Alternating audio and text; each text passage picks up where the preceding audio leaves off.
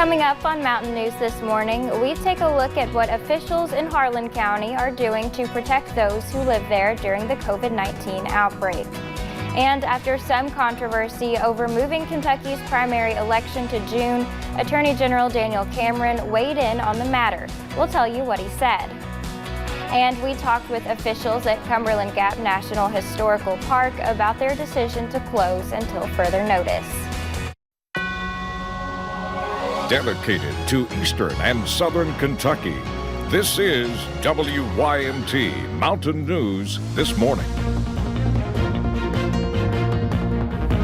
Good morning, I'm Katie Cook.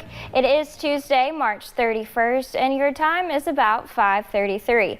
Let's check in with Brandon Robinson for a look at your forecast this morning. Brandon, like I said before, we made it to the end of March, and you know what they say, April showers bring May flowers, and it looks like today is going to be a little bit of a preface with the rain in the forecast. Listen, I hope we get rid of these showers once we get into April, but today, yeah, it's going to be a bit soggy, so like you said, maybe a precursor of things to come in the month of April. Let's take a look and see what's going on this morning. WYMT pinpoint Doppler, and you see not a whole lot of activity in most of the area. You're seeing some green trying to show up, but a lot of that is ground clutter, which is basically moisture that is not reaching the ground. Now you go west of 75, I do think we're seeing some showers out that way. So again, just continue to be ready for that as you head out the door this morning. If you have to head out the door this morning, hopefully you don't. 45 Pikeville, Prestonsburg, Logan this morning. 46 Jackson Hazard. Some 50s out toward Lake Cumberland there. Somerset and Monticello both at 50 along with Harlan. 54 Jacksboro, one of the warmest spots in the region, but that will change across the state and region. 49 Tri-Cities and Paducah. 51 in Louisville. 43 Cincinnati, Huntington and Charleston this morning. Your day planner, we're going to stabilize and we're basically going to stay there pretty much all day long in the upper 40s to right around 50 if you're lucky. I'll have the rest of that forecast coming up here in just a little bit. Katie? All right, Brandon, thank you. Yesterday, we learned the names of 2 people killed this past weekend in a Leslie County ATV crash. Investigators say Robin Peck and Nicholas Collinger lost control of their side-by-side on Wolf Creek Road. Both were from Harlan County. The coroner told us neither were wearing helmets. Well, as the pressures of isolation and social distancing take a toll on many, one community in Pike County was concerned about giving their loved one a proper goodbye. With restrictions limiting the amount of people at her funeral, they found another way to honor her life. WYMT's Buddy Forbes was there as they painted Virgie pink. Samantha Muncie radiated love. She's always worried about everybody else. She always asks how other people were doing. Everyone she came into contact with says it was a powerful love. That love shined through her battle with cancer. She'd always end the conversation with "love y'all," and that's what she did. I'm sure she did that with everybody too, because she really loved everybody that she came in contact with. That love was contagious. You can see by the outpouring of the community that they loved her as well. Which is why her community was lost for words when she died Thursday. They looked for a way to repay the love she shared, since they would not be able to attend her funeral. Since we can't do that, we have to do something to show our support for her kids, for her husband, and for her family. So when her children suggested a balloon release in her memory, the community went to work, handing out balloons to neighbors and setting up a roadside memorial service. To give them just a brief moment of joy or something that they can smile about through this whole process, that's something that we want to accomplish for the kids. As Samantha's funeral procession passed through, they released balloons, sending her a message.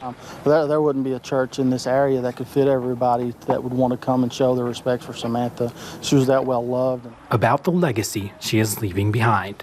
In Pike County, Buddy Forbes, WYMT Mountain News. Those in attendance said they were sad that they could not be there for the family during the funeral, but they still wanted to show them that they are never far away.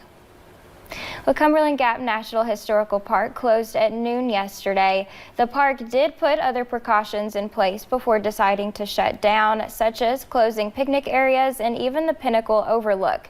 Park officials said it was not an easy decision to close. This is a decision that we did not take lightly. It's not a decision that was just made in that, rash, brash moment. We thought very hard about this. We looked at every single risk, and we knew that the thing to do was to close the park temporarily. And again, it's for the safety of visitors, employees, park partners, and volunteers. It is the thing to do. The park will remain closed until further notice, but we will let you know when it reopens. Governor Beshear was following the law when he moved this year's primary elections. That's the word from State Attorney General Daniel Cameron. An opinion from the Attorney General's office indicates that the Honest Elections Project asked for the Attorney General to weigh in. Attorney General Cameron says Governor Beshear moved the election within 35 days of the original date under a state of emergency, which is the law in Kentucky. Cameron also noted that this was done in consultation with the Kentucky Secretary of State. Cameron's opinion also says that as long as the governor follows other laws, he can change the time and place of elections. Kentucky's primary election is now set for June 23rd. Students at Transylvania University will get some money back. The university moved all classes online for the remainder of this semester. It says because of that, students will get a partial refund for the unused portion of room and board fees. The account credit will be applied to the portion of the winter terms when students were asked to leave campus. Students will receive an email detailing their account credits. Many cities and counties across the region are implementing their own orders to combat the coronavirus and enforcing the governor's recommendations. WYMT's Madison program has more on what Harlan County is doing to protect its citizens. So far, Harlan County is not a place that has seen high numbers of COVID-19 cases. We all need to be thinking that we do have a case here. Even though we don't, we need to think like that. We need to think that everybody that we come in contact with could potentially have it, and that needs to affect our way of thinking of how we're going about our business. Matt Cope with the Harlan Sheriff's Department enforcing recommendations to keep the community safe. We also have deputies that are going throughout the neighborhoods doing patrols in different areas to make sure people are complying with social distancing recommendations. Closing parks is just one precautionary action taken by county officials. We're dispatching the road department from their home. We've had to reduce some of the services that require people to come out of this building to do different things, such as vehicle inspections. Dan Mosley, Judge Executive, says he continues to think about the most vulnerable. We have a high rate of COPD and black lung issues, which are respiratory problems, and this virus impacts the respiratory system. Also telling people to remember to not only think about ourselves, but people like our parents and grandparents. We are truly all in this together, and we all have our own specific role to play in this fight to beat this. No matter what the future holds, reminding us that the best way to get through it is together. In Harlan County, Madison Program, WYMT Mountain News. Harlan County officials are still allowing people to use the walking trails at the parks that are not fenced in. Authorities in Powell County are cracking down to make sure people are social distancing. The city of Stanton says people have been hanging out in parking lots. Because of that, the parking lot at Whitaker Bank is closed. Police say the lots are not a hangout spot. The department is asking businesses to put similar measures in place.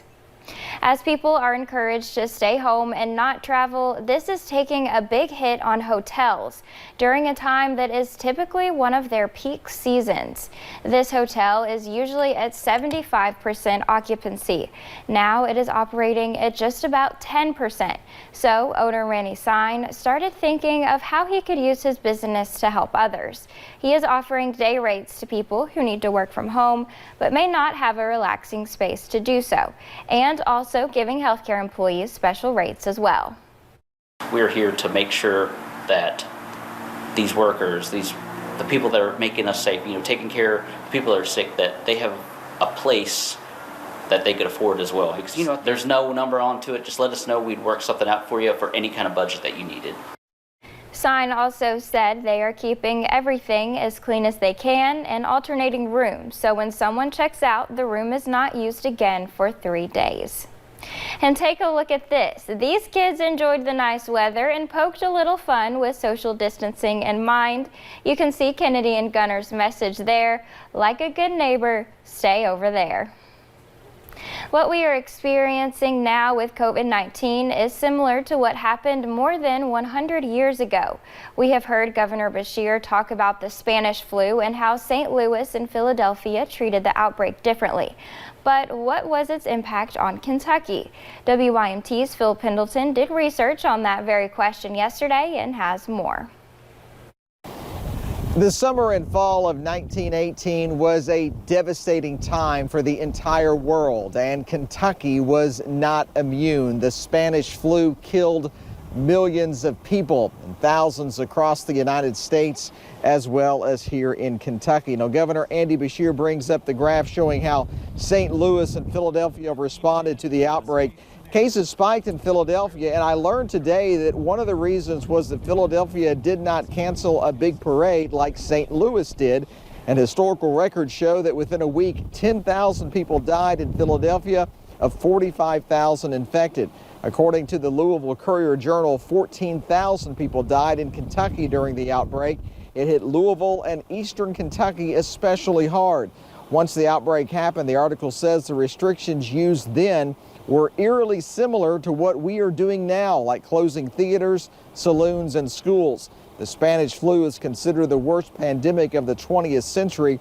It's also the original outbreak of H1N1, which had a resurgence in 2009 and resulted in a mad dash of seniors, the young, and pregnant women to get vaccinated. The Courier-Journal is also reporting that the Louisville military base Camp Zachary Taylor was especially hit hard, infecting 11,000 people. And we are also told that that disease had its biggest impact in 1918's months of September, October, November, and December.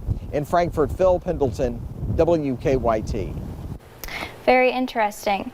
Now, historical records show that 28% of all Americans were infected by the Spanish flu. It killed 675,000 people. That's 10 times as many as World War I. A vaccine was developed out of that pandemic. Just ahead, Joe Diffie recently died after testing positive for COVID-19. We talked with one Knott County man about the impact Diffie had on many here in eastern Kentucky. We're wrapping up March much the way we started it, soggy. I'll track the rain chances for you hour by hour in about 3 minutes.